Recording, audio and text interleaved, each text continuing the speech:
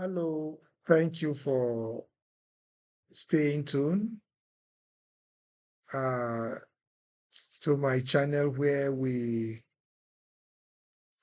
try to make the practice of quantity survey uh, quantity surveyors easy for our viewers. Welcome to the part two of how to prepare material schedule.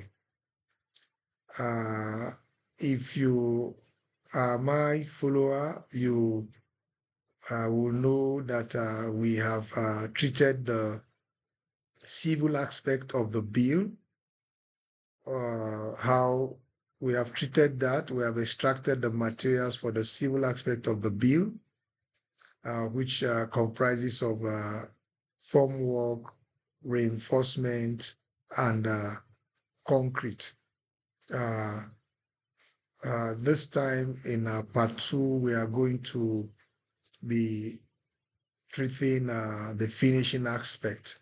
The finishing aspect, which, of course, the part one that we treated stopped at element six, which is the roof, and from seven to the end of the bill actually captures the finishing aspect, excluding electrical and mechanical. So basically, what we are going to be extracting is the doors, starting from the doors,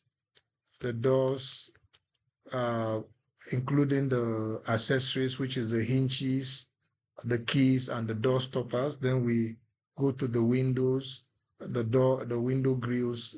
Then, of course, rendering.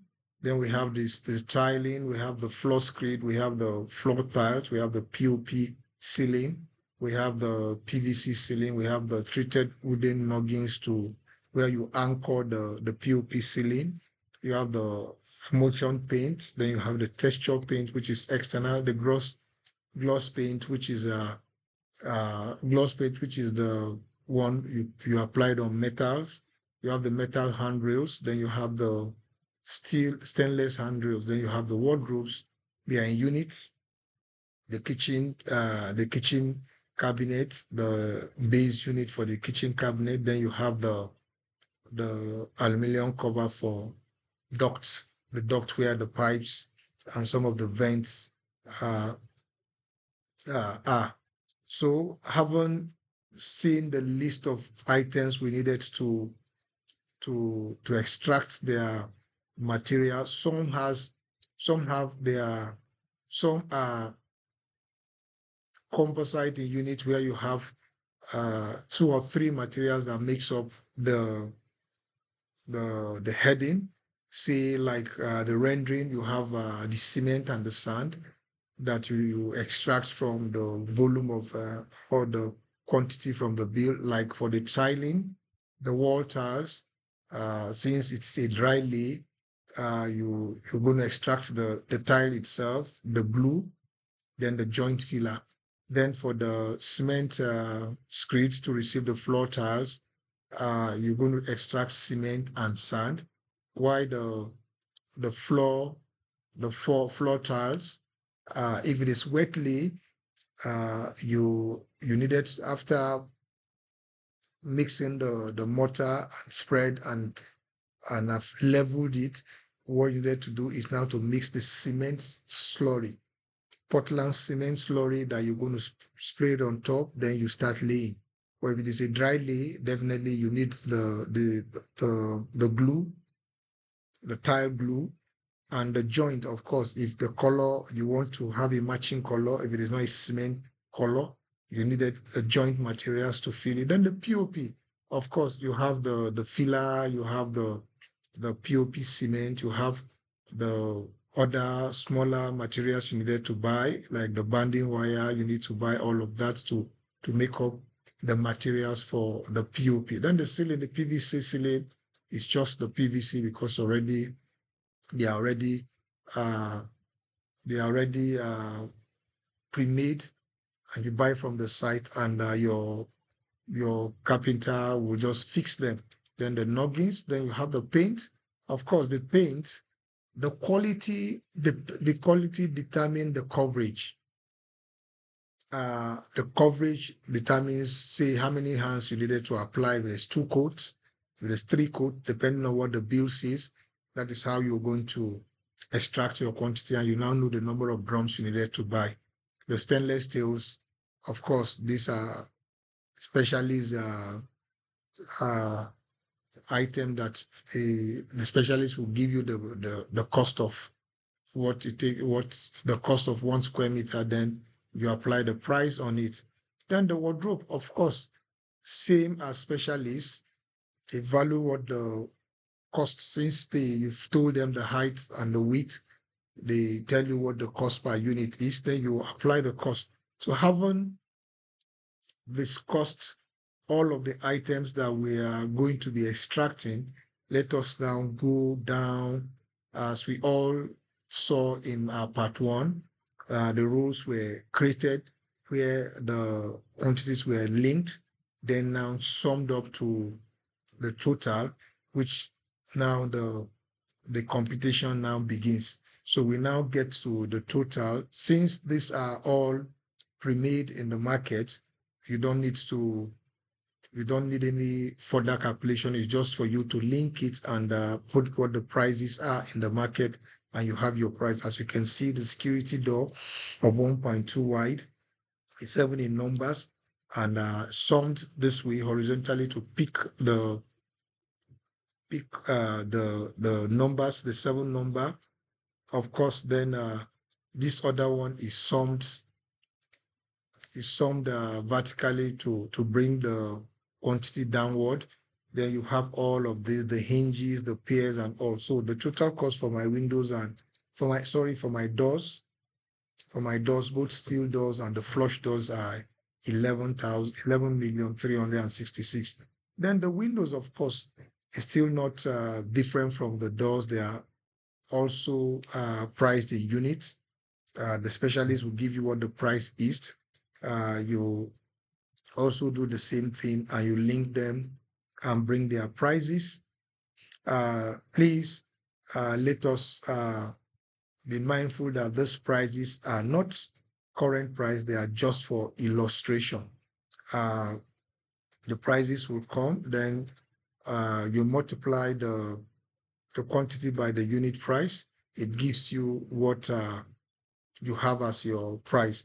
Then for the wall finish, as you can see, we have a rendering of ratio of 1:6 and 15 mm thick for the internal and the external walls.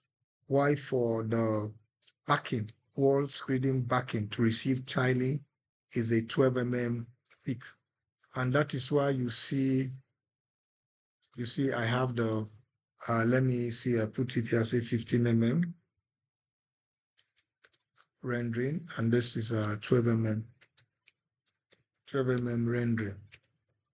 So they are summed up, the quantities are summed up to this point. Then after bringing it to the total, then if you have followed my video enough, you remember we built up rates for cement for rendering, and in that rate build up, you have the volume of sand, you have the volume of cement, and if you have your rate build up, and what you just needed to do is just to go to your rate build up and know what is the quantity of sand and what is the quantity of cement. You bring it here, you multiply it by the square area to give you, just like what I did here. After summing the total volume of plastering I want to do, the cement for a 15 mm thick mortar per square meter is 4 kg, 4.1 kg. Since I am pricing in ton, I now divided it by 1,000 to now give me what the cement in ton will be. So I have a 19.47 ton of cement. Then for the sand, I have a 0.0146 for the sand for 15 mm. I have a 0.0117 for a 12 mm. Why I have a 3.28 kg of cement for 12 mm. So now this will now, because these are the two components that will come from for the rendering, now sum them to the quantity and that of the sharp sand as well to the quantity. Then these are the unit rate per cubic meter and per ton. Then for the tiling, this is the total square meter of the wall tiles I needed to do. I multiply by this, then multiply by 1.05, a 5% waste. Then for if it is a dry lay, which you needed to get the cement glue for the mortar, for the wall tiles, you need a 6 kg of cement glue to lay a 1 square meter. So that is why you see I multiplied it by 6 kg. I now divided it by 20 because the glue comes in 20 kg bags. So that I will now, it comes in 20 kg bag. So now I am going to procure a 282 bags of cement glue to lay 895 square meter of tiles. Then the joints, I need a 0.5 kg, and it comes in 5 kg bags. I'll need 94 bags to fill the joints of the tiles. So this I've treated this, then now summed it to this end and now apply the price. So for the cement screeding, for rendering, and for the wall ties, I needed 9 million for materials that I'm going to procure. Then for the floor finishing at well, I have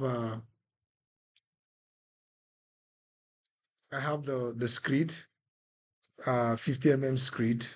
Let's see if the bill ought to have specified. I said floor screed 41 mm thick, 41 mm thick floor screed, 41 mm floor screed. So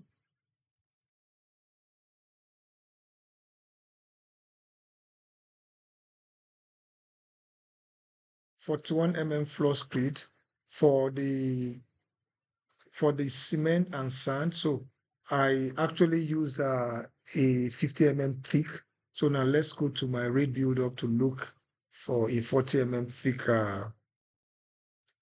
40 mm thick screed. Okay, I have a 42 thickness. So let's take this for that. So I need 11.49 kg of cement, and I need a 0.04 of sand. So I copy, I bring down to my, this is sand. I change it to this. Then I have what are we having for cement? 11.41.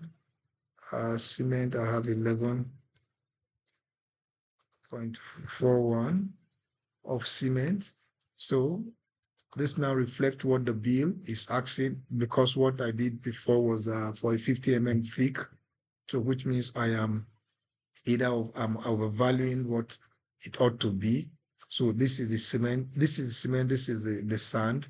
Then of course the tiles multiply by 0.15, 1.015, a 5% waste on it. Then if it is a dry lay, then I need a glue. it comes in, and you need 8 kg to lay the floor tiles. You need 8 kg, 8 kg to lay 1 square meter of floor tiles, and the glue comes in 20 per kg. It gives me 536 bags of 20 kg of cement glue. While the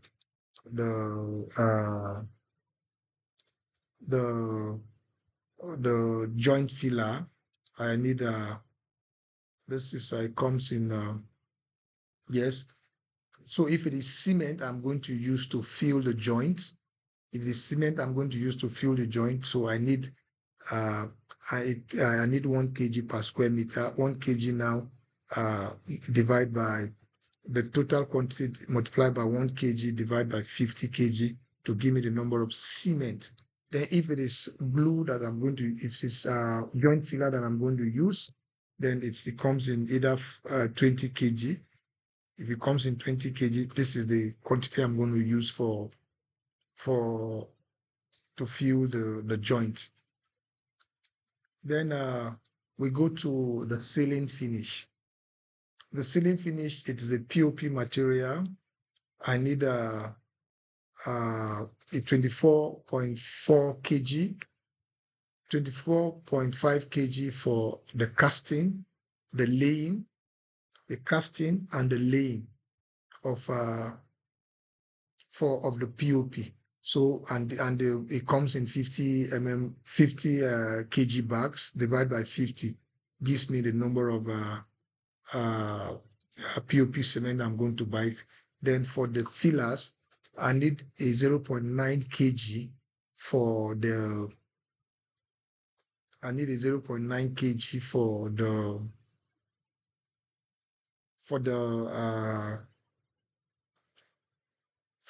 for laying, and for at the same time for casting of the slabs.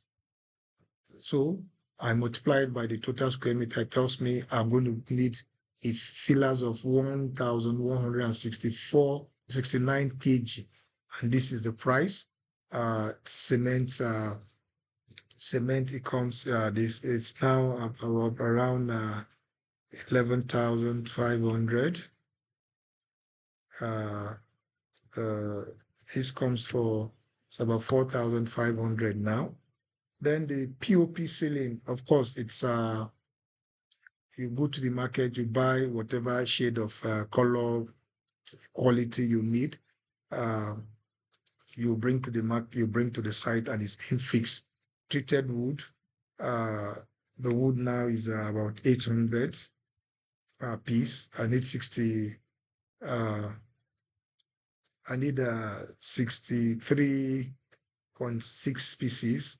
How did I get it? The total square meter, the total linear meter in the bill is 210, and I now divided it by 3.3 to know to get how many pieces I need to buy from the market.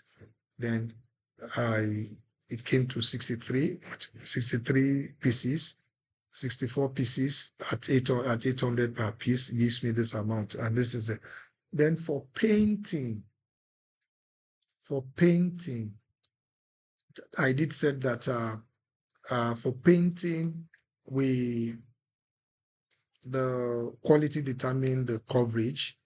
If it is the quality is high, it takes little to cover a wider area, and you don't need to go 2-3 times. Don't need to go above 2 times for you to have better coverage. So the quality will determine what the coverage will be. Say you're buying a bagger paint, even in bagger you have the qualities varies from the low to the high. So if you're buying the higher quality, say the coverage is being specified that the average coverage is 50 for 2 coats. So which means you are now dividing the a drum can cover 50 square meter for 2 coats, which means you're going to now divide your total area by 50 to know how many you're going to buy, multiply by 1.05. You add your waste. Then for the molder, for the screeding, 1.05. Then this as well, 1.05. So for the screeding, for the screeding of the wall to cover up all the unrelated surface, a bag of a POP cement of 50 kg covers 100 square meter. And you need a POP cement paint to mix the POP cement. Sometimes you get a more weaker paint like more weaker paint of any brand to mix your POP. So and for each one bag, you need a 3 bucket to mix a bag. So that is why you see I have 100. I divided the total square area by 100, multiplied by the 5%, added 5% profit, 5% waste. So I'm going to buy 23 bags for the screeding. Why I'm going to buy 3 drums per box, 3 drums for per bag. So that is why I divided the total bags I'm going to buy by 3 drums and now added waste to now give me the total buckets I need to buy to mix 23 bags, which is 73 bucket. Then for the external paint, whichever quality you're buying, if it is a 30 square meter that the coverage is for you to divide the total area by 30 by 50, depending on what coverage, what brand of paint you are going to buy. Divide it by 30 plus 1.05 plus 1.05. Then for the screening of the external wall to mitigate the undulated surface, we have already prepared materials for it in the market.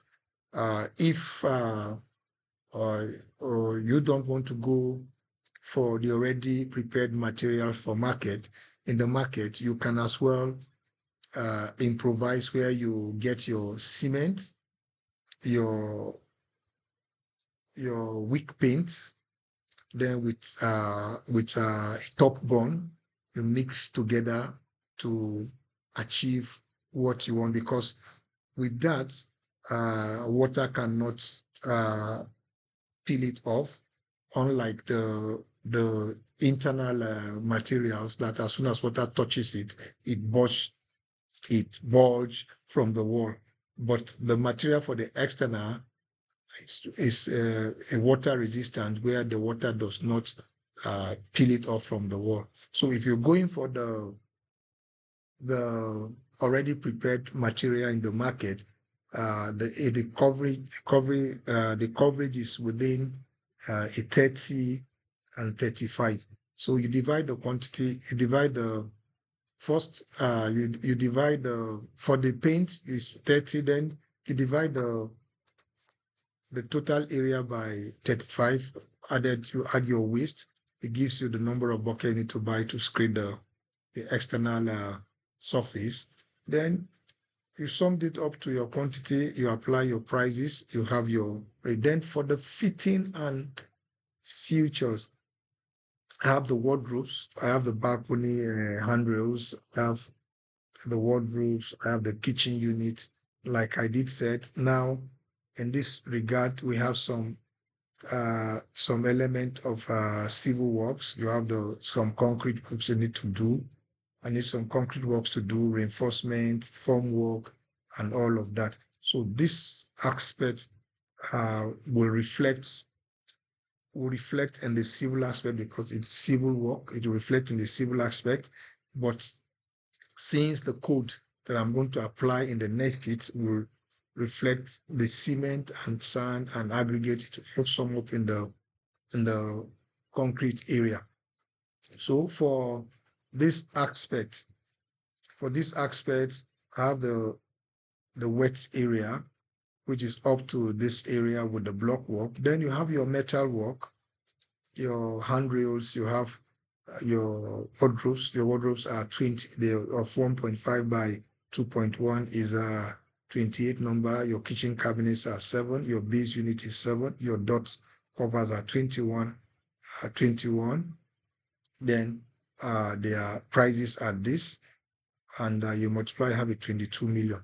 So after this sheet, just like I did said in the part 1, I said if your client wants to have his bill treated element by element, so that for the purpose of planning, when he has money for this particular element, he can go to site and execute it and now wait for another money. So you need to now take care of it element by element. Say like now for element 7, which is the door, the price is the total cost is 11 million, and I did said that I had to. Now what I did was to go to this, go to my bill, go to my element 7, go to my element 7, come to where I have my summary. I click this way. Since my format is the same, what I don't needed to do is just to drag this both this way and drag it like this down. As soon as I drag it, I'm having the same 11 million I have here. So I did the same thing for this one as well. I go to this one, I click here, I come to this place, I click to the fourth, I drag here. So I did the same all for the items I have done their material schedule. Then I now, since I said I want to have 2 summaries where one is for the elements, while the other one is just a global view, where the client has just one sheet that tells him what the total amount is. So I now give each of those items unique code, where I now came to this place and I asked the formula to go to, this was the civil works we did the last time. Why this is the finishing we are doing now. I now ask the formula to go to that other sheet. Wherever he sees this XD, if you sum it to this cell. Wherever he sees this WD, he should sum it to this cell. Wherever he sees this KE on the other sheet, wherever it is, he should sum whatever quantity he sees to this cell. So at a glance, I have my one. I have my 68 for my 68 for my for the finishing, while I have the 95 million for the civil works. So my total amount is 164, which is, you're seeing here 164, because I hit the finishing aspect. This was the first one we did, the 90 million. Then you have the 74 million. It gives you 164, 493, while you have 164, 493, meaning that your 2 sheets are correct. If these figures were different, you should know that there is something wrong with either your coding.